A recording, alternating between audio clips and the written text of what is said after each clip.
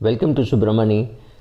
Today is a very different kind of an episode. It is about Britney Spears and versus younger stars like Rihanna. Rihanna, of course, very famous now in India thanks to a tweet. But this is not about the farm movement, so you can relax.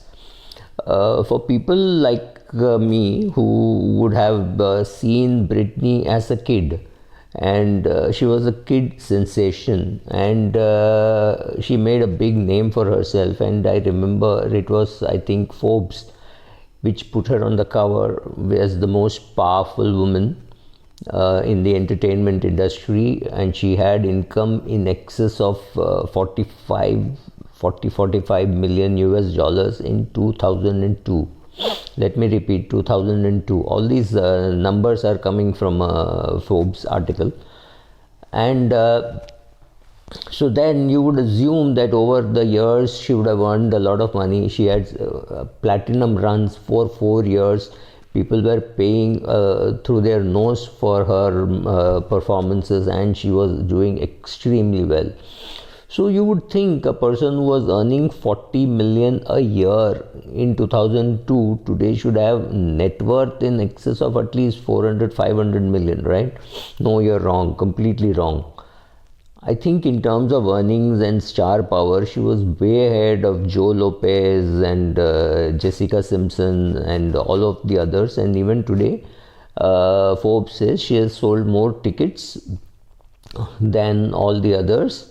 She has sold more albums, and she has earned gross revenue more than all these people.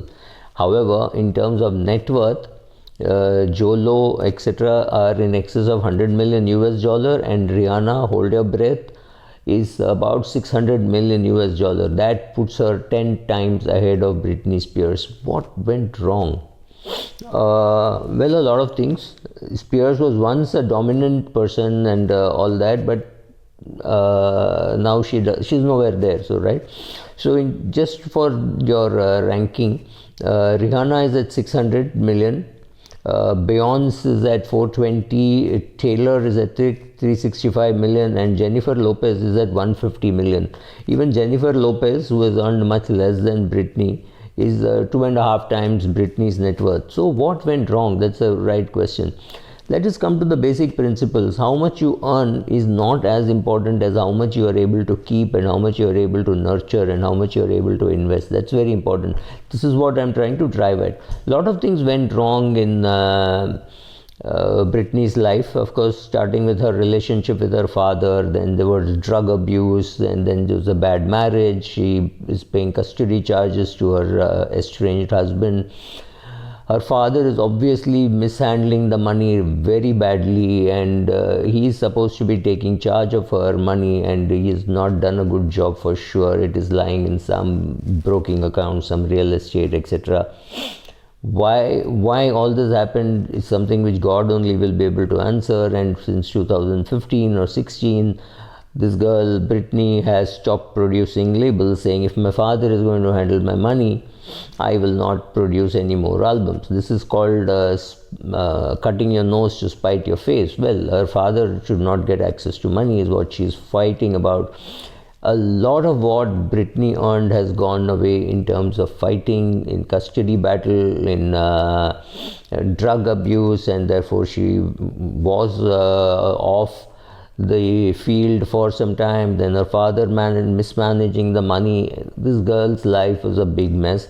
The fact that she's left with 60 million doesn't look too bad, because at least she's got that much.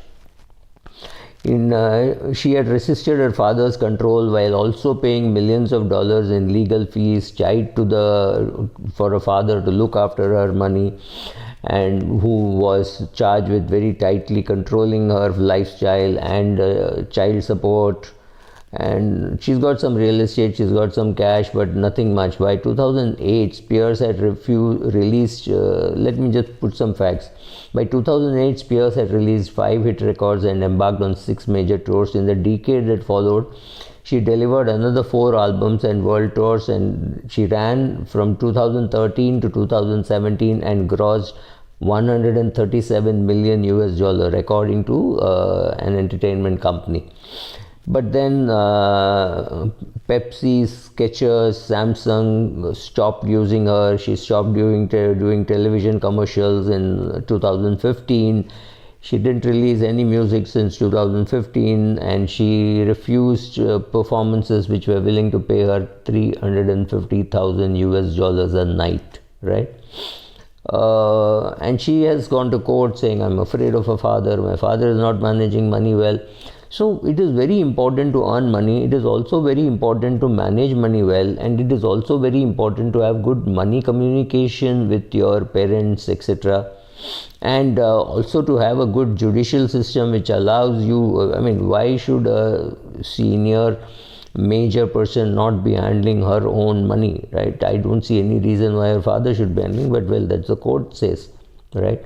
So Britney Spears is another celebrity where there is proof that money earned is good, but money being managed well is very important. I have met a couple of Indian celebrities who are both women. Both would now be perhaps in their late 60s or maybe 60s or very close to 70. And both their financial lives have been a mess. They have bad marriages. They have one does not have children, one has children, and it's pretty messy. When I spoke to them, they both wanted some kind of financial guidance, but both were not wanting to come out in public and talk about it because they were afraid of their public image. In US, this doesn't happen. Everybody knows everybody's finances much better. Whereas India, you wouldn't know how actress of the earlier Jane, or let's say somebody who's 65 or 70 today, how are they off financially, especially those who have gone through bad marriages and abuse and things like that. You have no clue how much money they would have and how well they are being managed, right? So you got to be lucky. You have to earn well, you have to manage well, you have to invest well, and for all important reasons you got to be very lucky also. Thank you.